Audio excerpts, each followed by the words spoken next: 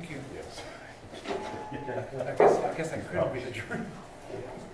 Okay. Yeah.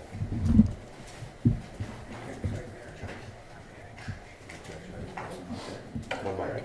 One mic? One mic. Yeah. Each outlet, one mic. Use that.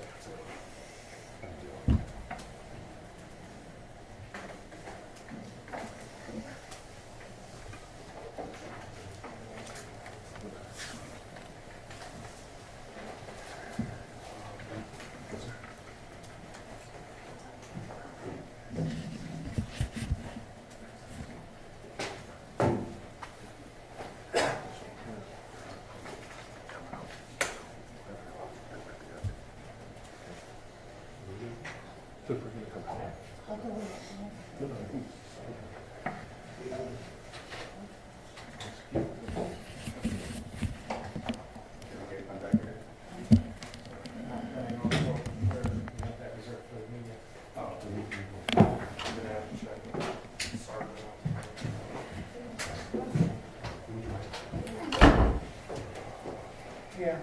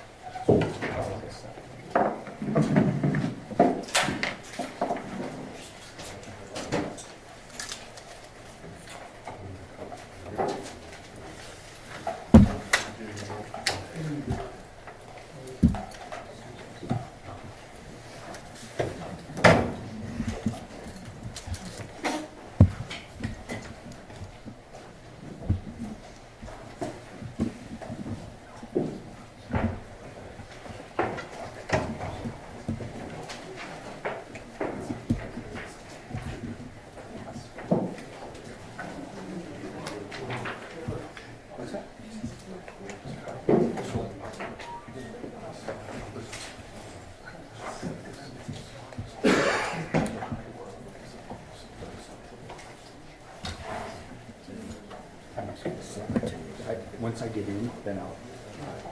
I'm gonna hand you stuff, Dave. What's that? You need to hand you anything? The little camera. How you guys doing? God, they let me out every now and then. There you go, sir. You're blocking my shot at handler.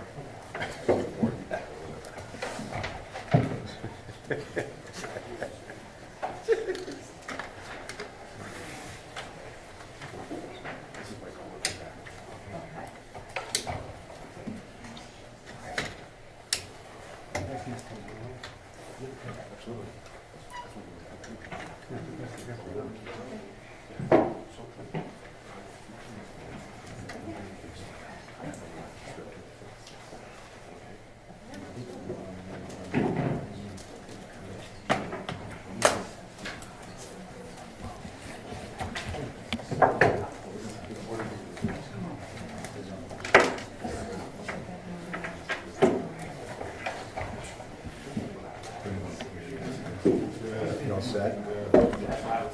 Need to run out there, try and get one.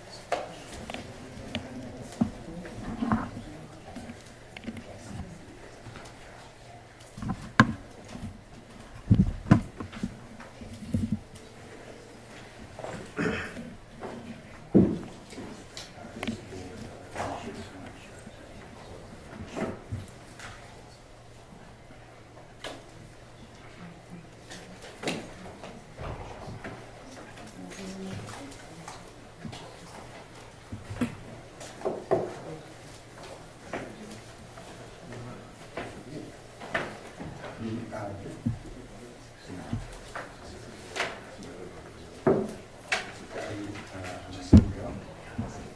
want your feet up, yeah. I don't want to try to pull. Oh, did I kick you?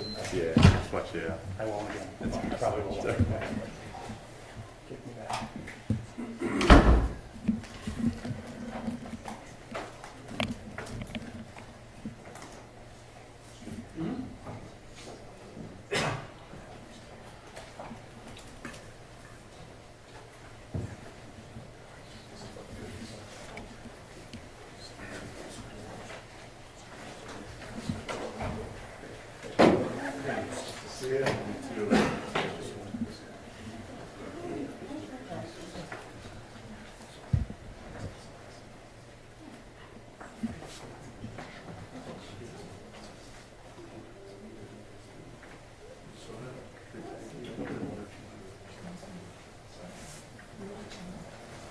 Well, hello there. How you doing? Heard you were on the news last night. I was. Some Detroit case. For everyone, please make sure our phones are off and muted, please.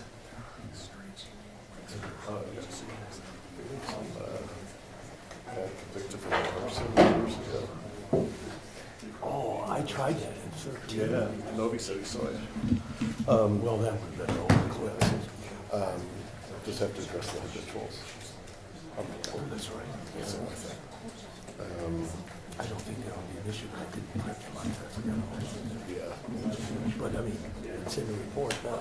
And he Yeah. confirmed all that stuff, so when I got with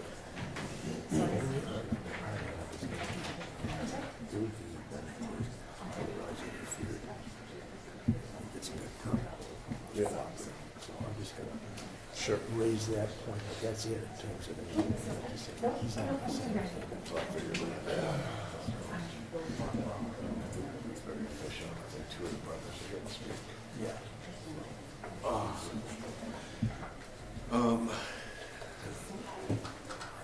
need to keep on looking. Sorry. That's what I'm thinking. I gave him the heads up. These guys just. Yeah, no, I just, they probably ought to be a couple of seats separated. I gave him my 2 cents. My analysis and expectations is that it would be that way.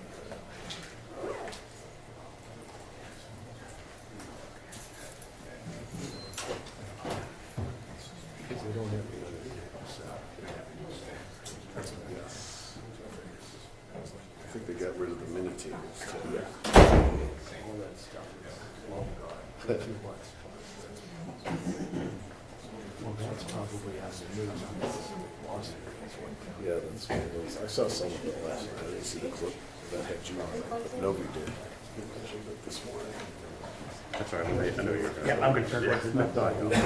Yeah, hold up.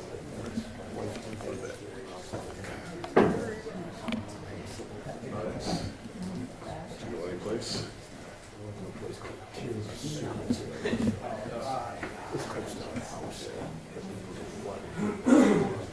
They like it there too. I used to like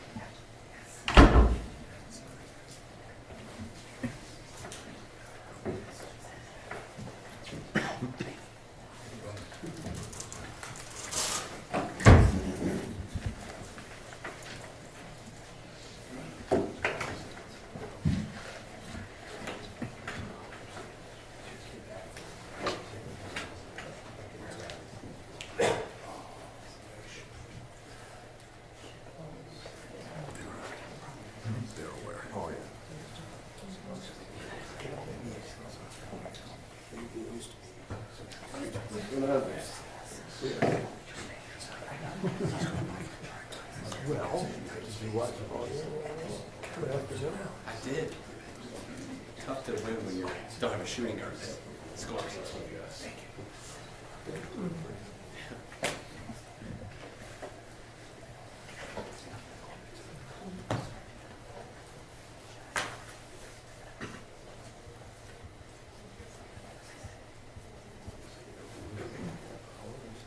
What's that?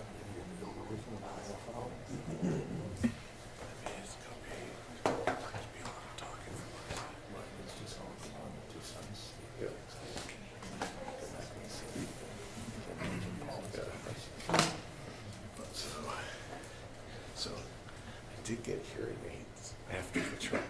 The place, so it's in the process. Yeah, I haven't got the final version. Yeah, exactly. I went to work Thursday, forgot to bring it. Oh, yeah. And unfortunately, I ended up being quarterback, but still, you know, it's just. Yeah, from court. That's all. And it was.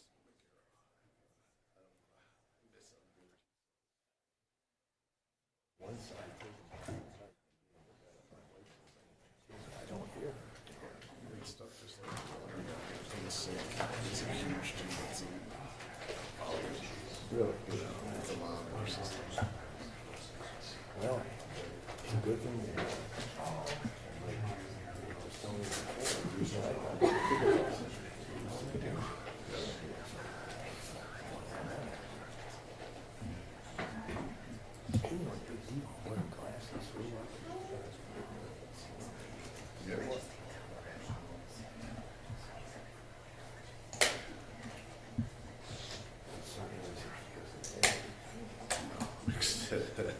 Not at this point.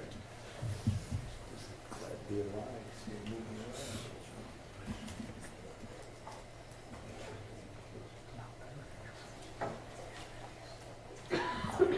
That something good comes of that case when that one from 2015. What's it just what happened? They're fired. Those two guys died. I know we were in an investigation. We were standing in a picture. So next to the guy on the coach, one of the two dead them.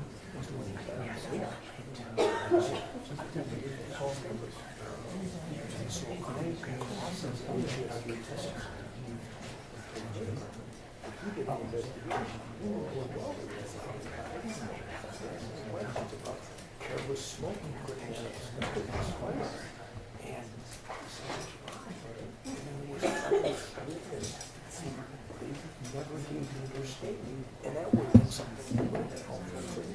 So this is after the direct appeal. It's not one of the finances. There was a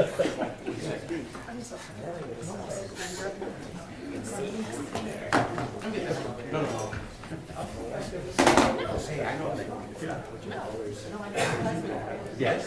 and she calls me. Did you get this? You sure? I go, no, I would have given it to you if I got it. We got this matrix of photographs, and one's missing. Or for mine, but in theirs, you know, it's at the bottom, so I figured, well, it didn't catch my eye. It's right there in the bottom corner. And there it was, the white. So the conviction integrity unit agreed to set aside his conviction and remanded a new trial. And then ultimately dismissed it. Now it's a civil case on flood lead down. But I had a kid in my, or not a kid, a young woman in my class who she's working on that time flood. Oh, really? Yeah.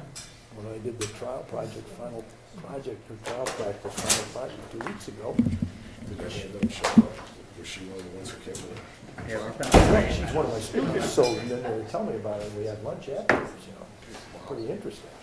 I'm 100%, and then I got another call from their office about more details, so. No, Mike's going to challenge OB rate T. That's good. We need a German on that. That's good. That changes things. It doesn't change anything, and I'll preface my remarks that way, but I mean, I read it, I'm looking at it, and all these other, because I had the book out, I went through it. Doesn't change anything on the second and third OVs, counts. oh yeah. This is- No, and that's all it is for, is counts 2 and 3. That doesn't change it. No, it's way over 100, but you know what, I don't wanna.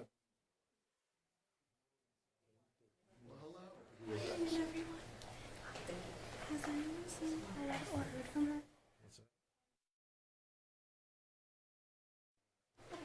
Let's give her a call. Thank you. What's that?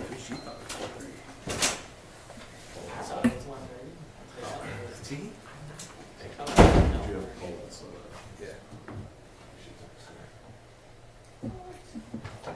She got the hip this morning.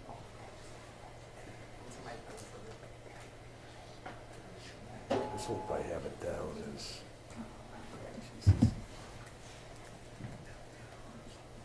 Just texted her. what's that? Just texted her. She did? Yeah. Okay, she's on her way? No, she's waiting for a reply.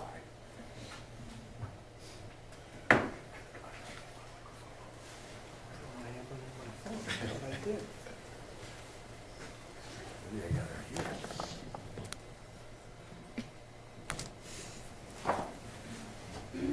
So, sorry, I thought I had it.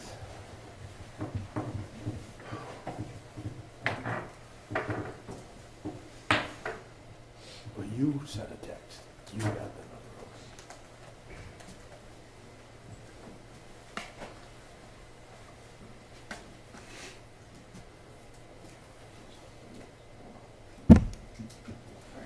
This clock says 2 o'clock.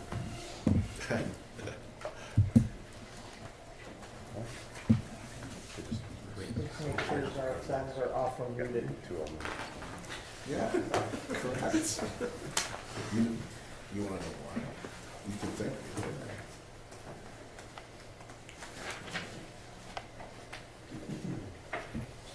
Why am I gonna think of it? Show you why. You not putting the paper files in the guy? Maybe keep it. I'll show you why. She's walking in. She said what? She said she's literally walking in.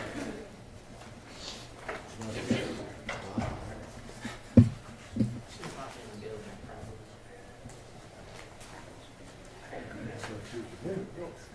Well, actually, they don't. Their office is over across the country. Yes. Right, yeah.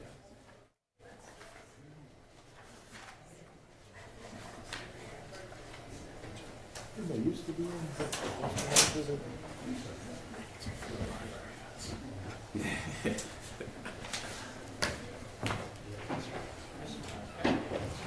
What she said is if true. She said grievance he had with us on the side. Big if it's true. That's your only correction. That's it. That's the only thing I want to raise. This one. She's walking in according to what, Yeah, she said she's just and literally walking in. Must be, she's probably right outside right now. I hope. all right. Or it could be like my wife in text. I'm on my way. And she's left. Well, that's the story of my life, waiting for the clients to show up. 5 minutes away. Can't even tell you what road they're on or what road they're on. 5 minutes away means they're just getting. Yes. Just get out of bed.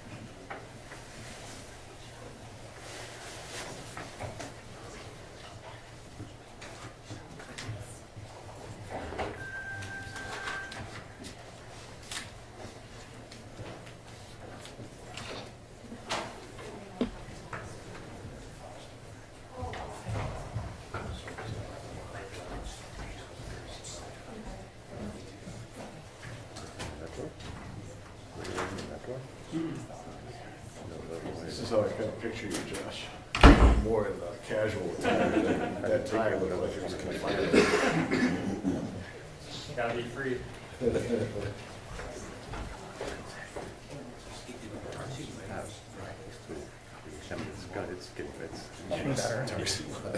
You just have to be attached to that area that you want.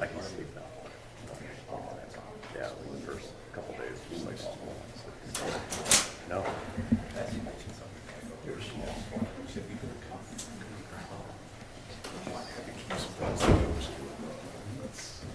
That's scary.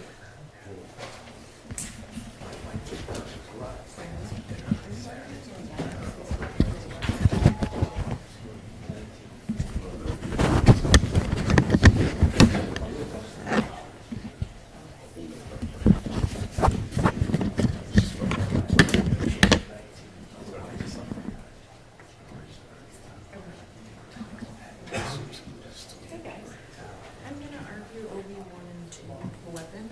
I don't think that was proven, there was use of a weapon. And you're gonna argue anything? Yes, that certainly changes things. Sure. Many times that kind of thing walks, yeah.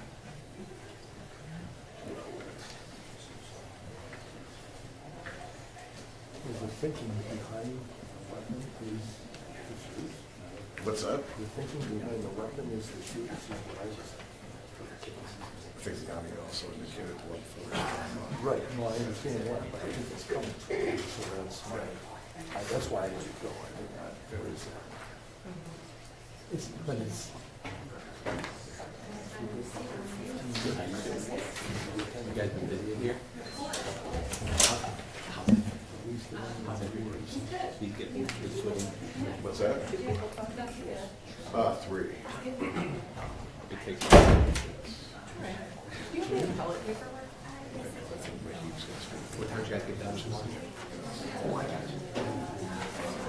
Pre-sentence reports.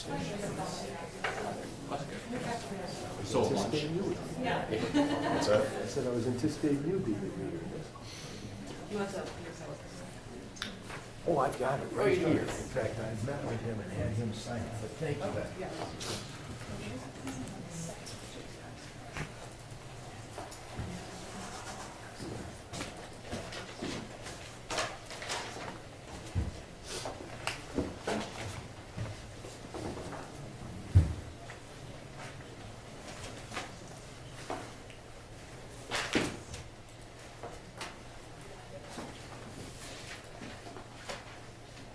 He's called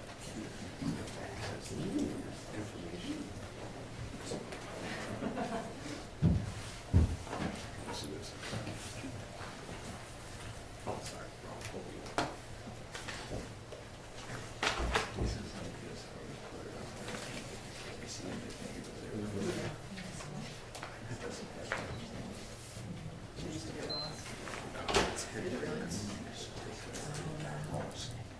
And I would redo it. So, this goes back 20 years or something. I mean, I don't do that in every case, but I'm a side guy. Yeah.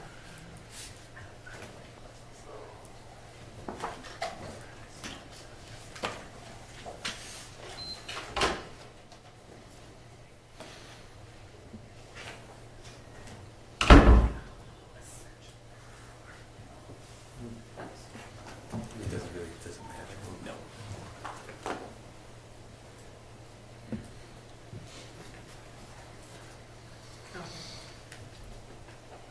So the plan is, yeah, separated by a couple of chairs. So if you use, There we go. probably call this change for preponderance. That's right. Do it, please.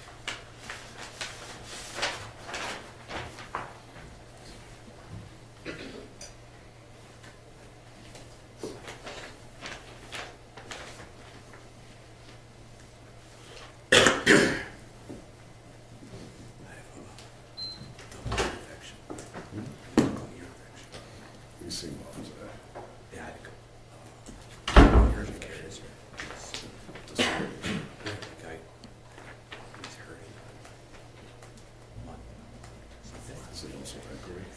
Yeah, I can't hear anything. And trying to break it out. You know. I hear it. I thought you got your. It's a long story. We get it, but this is $1,000. I think we're trying to push out of me. Doesn't hurt you. What's that? Doesn't hurt you. For three. For 3 days. That's what we cut the thing.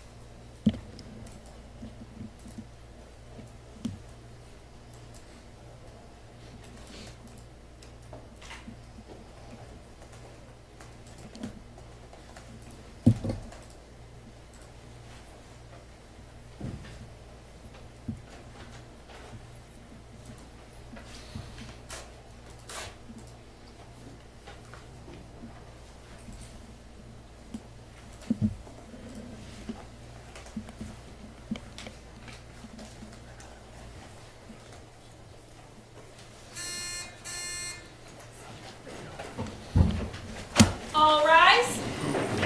Oakland County Circuit Court is now in session. The Honorable Yasmin Pohl is presiding. Good afternoon, everyone. Thank you. You may be seated. Calling number 45 and 47 on the docket, People versus Carlos Hernandez and People versus Joshua Zuazo. Case number 2024-291-945-FC and 2024-291-950-FC. Good afternoon, Your Honor. May it please the court. John Petrofuss and Andrew McGarrow on behalf of the people. Good afternoon. Good afternoon, Your Honor. Michael McCarthy, P30169, on behalf of Joshua Zuazo. He's seated in the jury box.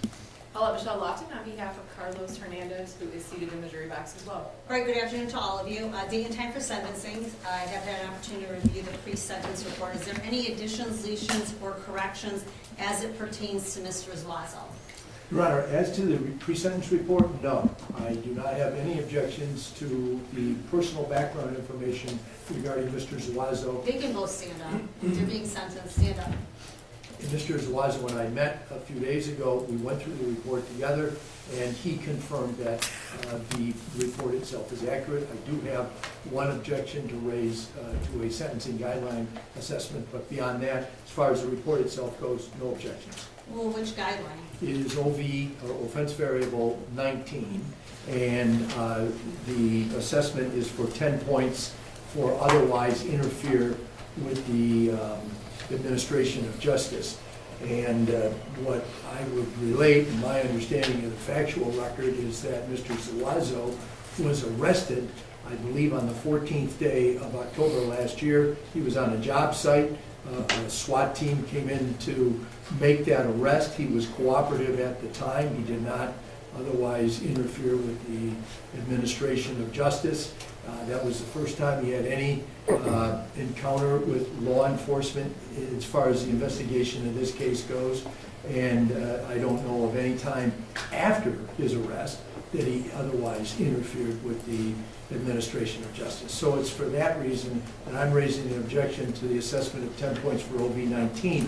And I will tell the court that the total score is 120 points, the offense variable score. And so it's not going to make any difference in terms of what the guideline range is, but I don't want, as trial counsel on behalf of Mr. Zuazo, to let what I believe the rule is to go unchallenged. And just to be clear, we're obviously not talking about the felony murder. You're talking about the guidelines as they pertain to count 2 and 3. That's correct. Okay, what's the people's position? Your Honor, the people believe that it's properly scored. The fact that the Sheriff's Office very efficiently tracked down the defendant and had him arrested at his house doesn't negate what he did between the murder and his arrest, which was the fact that he tried to get rid of the evidence. In fact, defendant Hernandez had some of his evidence in his possession. He also was involved in having the vehicle that had been used in that part of the arson of that, and also the fact that the charge itself for those 2 counts does say that it was in perpetration of escaping the conviction of getting away from flight with a felony. So it's actually built into the charge. My recollection is that the defendant Zuazo went about his normal life after having committed the offense, that he went to work and it was an attempt to pretend or act as if none of this had occurred. So I do think that the OB is properly scored and that he did obstruct justice, but by not cooperating and participating in that aftermath of this murder. Anything else? No, that is. Judge, regarding Mr. Zuazo, before we leave him to talk about Mr. Hernandez, we have to address the habitual offender notice, Okay. which was properly given. People believe that all 3 of those convictions are referenced in the PSI. I believe the defendant acknowledged the PSI was correct. The first one, the habitual regarding prior conviction for prisoner possessing a weapon that occurred in the year 2015. That's referenced in the PSI as number 6 of 7. The second prior conviction, which was an armed robbery conviction out of 2010, was also referenced in the PSI as number 5 of 7. And the third prior conviction for felony receiving, concealing stolen property of a motor vehicle out of 2005 is reference number 4 out of 7. I do think the court needs to take notice of that. For the record, it does affect the guidelines.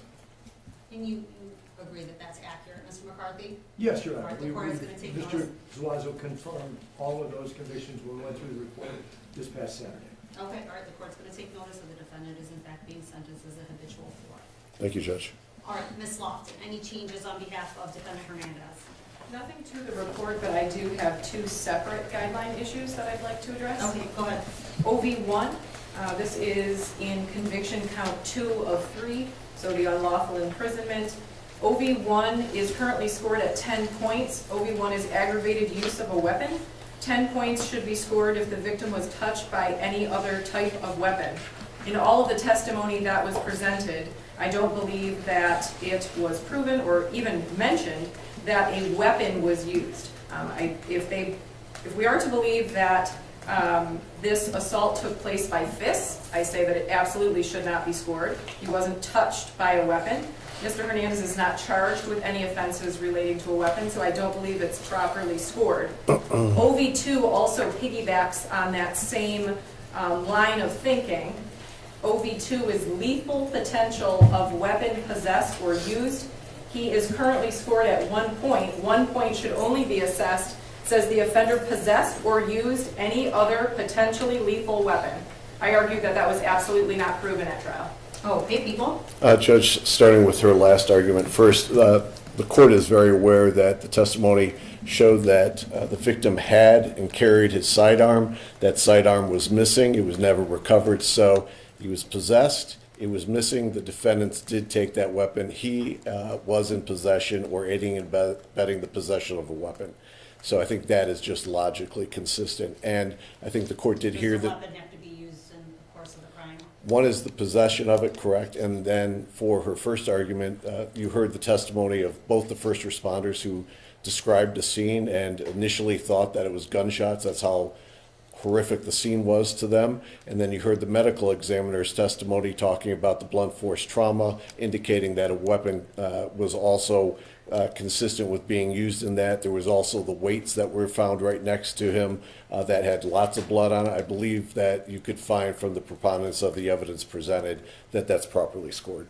All right, the court does find that OV1 is properly scored at 10. The images that the court viewed as it pertained to the victim, Mr. Murray here, certainly could be described as being brutal in nature and not likely to have just been able to have been committed by fists. So there were items within that basement that could have been used as a weapon. So the court does think OV1 is properly scored at 10. And conversely, OV2 is properly scored at 1. Defense's objections are noted for the record. All right, any other changes as it pertains to the PSI for Defendant Hernandez? No, Your Honor. Okay, we're gonna get to allocution. Judge, My understanding. I hate to interrupt, but Yeah. again, for the habitual offender notice for Mr. Hernandez, I believe it needs to be acknowledged on the record regarding the habitual that has been filed. He has 3 prior convictions for felonies, 1 in 2012 for prisoner or attempted possession of a weapon, that's number 5 of 7 in the PSI. A 2006 conviction, 3rd-degree criminal sexual conduct, that's listed as number 3 of 7 in the PSI, and a prior conviction for felon in possession of a firearm in 2006, that's listed as number 4 of 7 in the PSI, and I believe those should be taken notice of for the record. All right, Ms. Lofton, you agree with that? I agree. All right, the court is going to take notice that Defendant Hernandez is also a habitual fourth offender. All right, so before we get to allocution, I'll obviously give the parties an opportunity to speak. It's my understanding you have some victims who would like to speak Yes, first. the 3 sons would like to speak Okay. briefly, Judge. Would you like the defendants to remain standing or be seated during the statements? They can stand. Mahid Murray, if you could approach.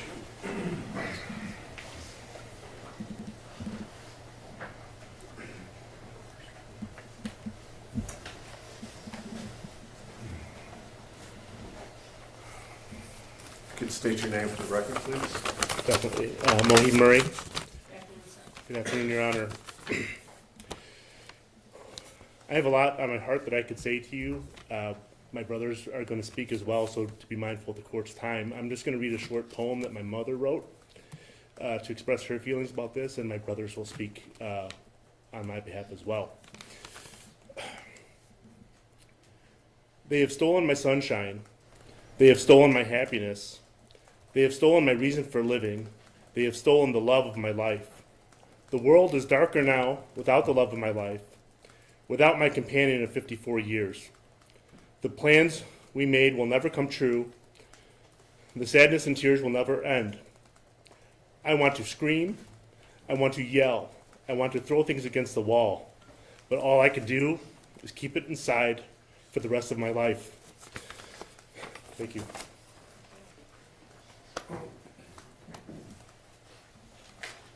Could state your name for the record? Rahif Murray. Good afternoon, sir. Good afternoon. I just wanted to talk a little bit about my dad first, is that he was kind and warm.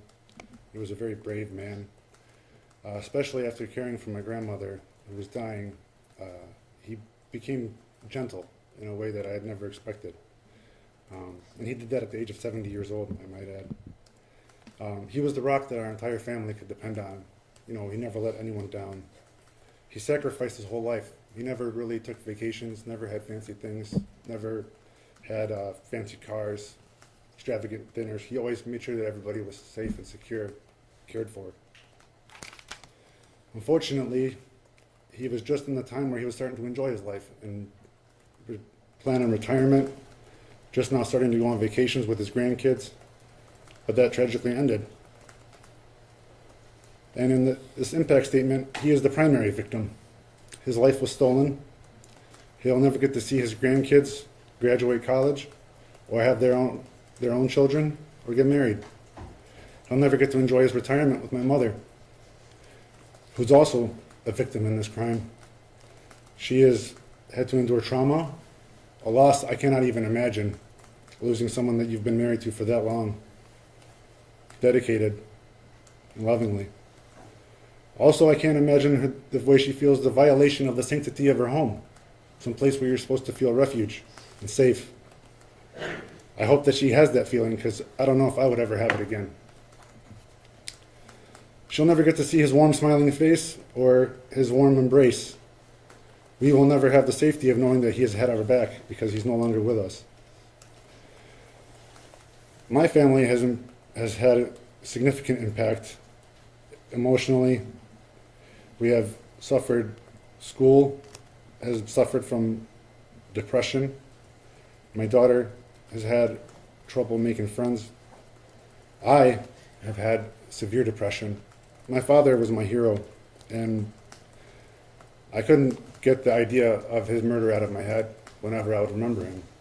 And that is something that I will never forgive the defendants for, because anytime I remember any of these warm, wonderful things about my father, I also think about his last moments of terror, thinking that my mother is going to die as well. I will never forget that. And I hope that the court takes that into its determination today.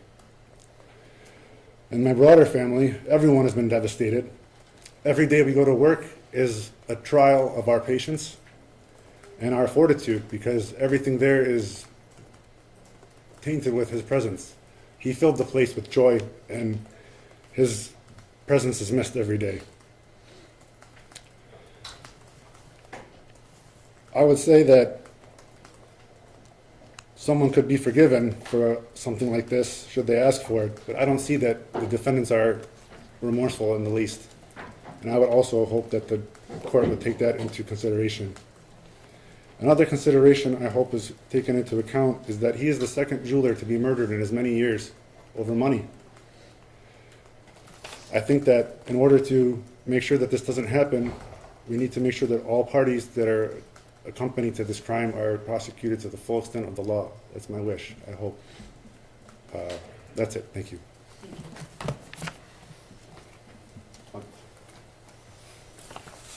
This is your name for the record. Thank you, Your Honor. Abdu Murray, the eldest son. I'm Abdu Hussein Murray, the eldest son of Hussein Abdu Murray and Linda Murray. Your Honor, you've heard enough statements of the way crime has shattered families to last you a lifetime. It's part of the burden you bear as a public servant. It's a burden I am grateful you had the fortitude to bear for us. Sentencing is a time when we imperfect vessels of justice try to fit the sentence with the crime, with the consequences with the sin. And that's what's happened here. It really is sin. We call it crime, but it's a sin. It's a grievous sin, a sin that took a vibrant life, never to be replaced on this side of heaven. A sin that shattered my mom's life and her sense of security. You know, my dad was larger than life. He was generous to a fault. He was strong as an ox, and he was brave as a lion. And with one act of trust, based on one act of deceit, planned deceit, the lion that protected my mom was slain. Carlos Hernandez and Joshua Zuazo robbed my mom of her lifelong companion, her husband of 54 years. They snatched away his grandkids' futures of seeing him light up a room at their graduations, at their weddings, at the birth of their kids, so he could have grandkids with my mom. Our very large family looked to him in so many ways, emotionally, spiritually, financially. So when they robbed my mom of her husband, they robbed us all. My brothers and I were robbed of our hero, our counselor, and just Dad. But another robbery happened after my dad's murder, and that was the robbery of our dignity. You know, Carlos Hernandez and Joshua Suazo are guilty of this sin. They're guilty of this crime, and it was obvious. It was painfully obvious. So very obvious that it took the juries less than an hour to convict them both. The mountain of evidence leading to a guilty verdict was absolutely inevitable. Absolutely inevitable. And of course, I believe strongly in the defendant's right to a fair and just and speedy trial. And this court did an amazing job of ensuring that they got that right to be exercised. It's a right that I believe in heavily. It's a right for every human being and every citizen of this country to have, and I would defend that right to a fair trial. But just because you have the right to a fair trial doesn't mean making us sit through a week of it was the right thing to do. It was not the right thing to do. They could have exercised another right, and that right is to plead guilty, to own their sin, to do at least one thing that could have been a testimony to this community and their families and everyone else of what it means to own sin, to own up to the consequences and to bear those consequences. Instead, they chose to make my mom sit in that box and testify and relive the worst day of her life. They chose to make us relive our private hells. They chose to make us watch and hear and listen to forensic evidence about the violent way my father met his end at their hands. They chose to make us sit through text messages where they planned a heist that would get them the house of their dreams and the yard they've always longed for. My mom and my dad, who came from virtually nothing, worked their whole lives to get the big house and the yard. And Joshua Suazo and Carlos Hernandez descended upon that house with envious eyes. And they made us sit through a week of that at the trial. Not to mention the preliminary hearing. All the while knowing they were guilty, but banking on the slimmest of chances, and the chances were exceedingly infinitesimally slim, that they would get out of that guilt, or that they would get less than the maximum sentence. What that tells me, Your Honor, is that there is not yet any repentance in their heart for the sins they have committed. And that tells me that they have not yet fully come to terms with the enormity of the damage, with the size of the crater, with the vastness of their sin. It tells me that the only way they will ever really truly understand the depth of what they've done to us and to the community is for them to spend the rest of their lives in prison and never get out. Their sin has lifelong consequences for us, and their sin should have lifelong consequences for them, and the law of the land provides for that. And maybe then, and this is a hope I have for you guys, maybe then you'll see what's happened, the depth and the consequences of this whole thing. I don't think it's going to take anything less than sitting in jail for the rest of your life to do that. I really don't think so. I mean, you see that, and maybe there can be repentance. One of my favorite lines from a book asks the question, is everything sad going to become untrue? What a line. Is everything sad going to come untrue? My faith in the Savior of the world tells me that yes, eventually everything sad will become untrue. But until that day, everything sad will stay true. And it will stay true because of what they did. And while those sad things remain true, Your Honor, these men need to bear the consequences of what they've made true, of what they've made sad. My dad is gone. My kid's grandfather is gone. And my mom's husband is gone. For justice's sake, for the community's sake, for our sakes, and I dare say, for their sakes, they need to feel the weight of their sin to the fullest extent the court can give it. And hopefully then, when all is seen, and what is sad is now true, maybe they'll acknowledge it and see the depth of it. Thank you, Your Honor. Thank you. And I would just like to say, your dad sounds like he was an incredible man.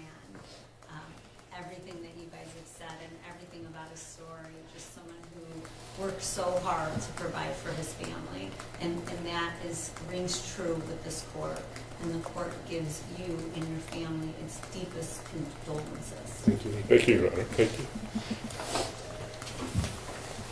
Anything else by the people? There's nothing left for us to say, Judge. Understood. All right, so Mr. McCarthy, on behalf of defendant Zuazo. Well, Your Honor, the sentence that has to be imposed is mandatory. Mr. Zuazo and I discussed his right to address the court here this afternoon when we met on Saturday. My understanding is that he will decline that opportunity. He intends to appeal his conviction, but he's not going to be saying anything on the record today. Okay, all right, Mr. Zuazo, this is your opportunity to make a statement to the court. Anything you would like to say? Ms. Lofton, any allocution on behalf of defendant Hernandez? Yes, Your Honor. As to count one, obviously, as Mr. McCarthy has stated, the court has not given many options. As to count 2 and 3, guidelines are scored at the bottom end of 62 months to 228 months. My client is requesting that I ask the court to sentence to the bottom of the guidelines on count 2 and count 3. My client likewise is going to decline his rights to make a statement. He intends to appeal, and I do have that form filled out. Any statement you'd like to make to the court, defendant Hernandez, prior to your sentencing? No, ma'am.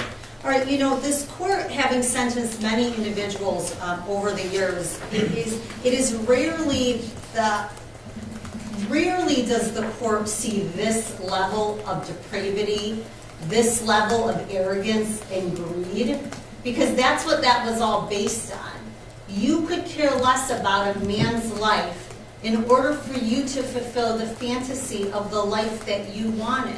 The white picket fence, the house. His life meant nothing to you.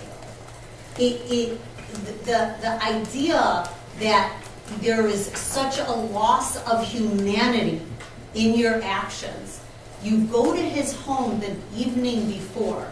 He looks at you eye to eye, and he's kind. Most people would not be kind at 10 o'clock in the evening. That doesn't stop you. That just alters your plan to go back the next day. And you go back the next day with the intent to deceive and invade. And every single step you could have taken to change that at that point, when you walked in that house, every step on your way to that basement, on your way down with him, you could have said, okay, enough is enough. It's gone too far. But you couldn't, because it's a cowardice act, because that's exactly what you are. It is pathetic. Your actions are absolutely pathetic. You thought you came up with this brilliant plan, You boasted about it in messages, that you had it all figured out. There's signs, there's timing, you got it all figured out. What you didn't realize was every single thing that you did, every little pathetic cowardice act that you did, led to a trail of evidence that ended up being copious amounts of evidence that led in very quick convictions with 2 separate juries.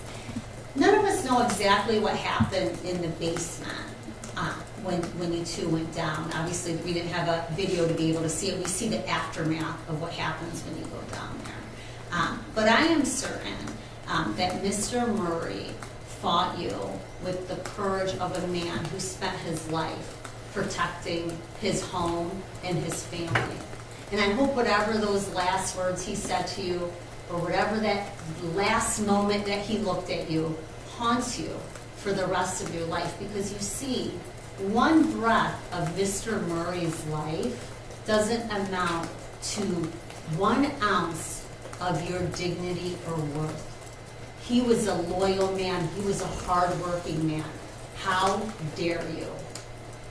It is the sentence of the court as to defendant Zuazo, as to count 1, homicide, felony murder, habitual, for the defendant served his natural life in the Michigan Department of Corrections without the possibility of parole. As to count 2 and 3, it's unlawful imprisonment as a habitual 4. It is the sentence of the court. The defendant served 228 days to 80 years in the Michigan Department of Corrections with the 421 days of credit. Restitution is $2,819. State cost is $204. Crime victim rate is $130. You have an absolute right to file an appeal with the Michigan Court of Appeals. You can't afford an attorney. The court would appoint one for you. You have 42 days to make that request. As to Judge, may I interject? Sure. You indicated 228 days. 228 months. That's what I thought. Thank you. Thank you. As to defendant Hernandez, this is case number 2024-291945. As to count 1, it is the sentence of the court. The defendant served his natural life in the Michigan Department of Corrections without the possibility of parole. As to counts 2 and 3, it is the sentence of the court. The defendant served 228 months to 80 years in the Michigan Department of Corrections. He'll receive his 423 days of credit. It's $28.19 for restitution, $204 for state costs. Crime victim rate is $130. And I didn't say this, I know Mr. Zuazo was removed. It's no contact whatsoever directly or indirectly with Linda Murray and or the Murray family. You have an absolute right to file an application for me to appeal with the Court of Appeals. If you can't afford an attorney, the court appoints one for you. You have 42 days to make that request.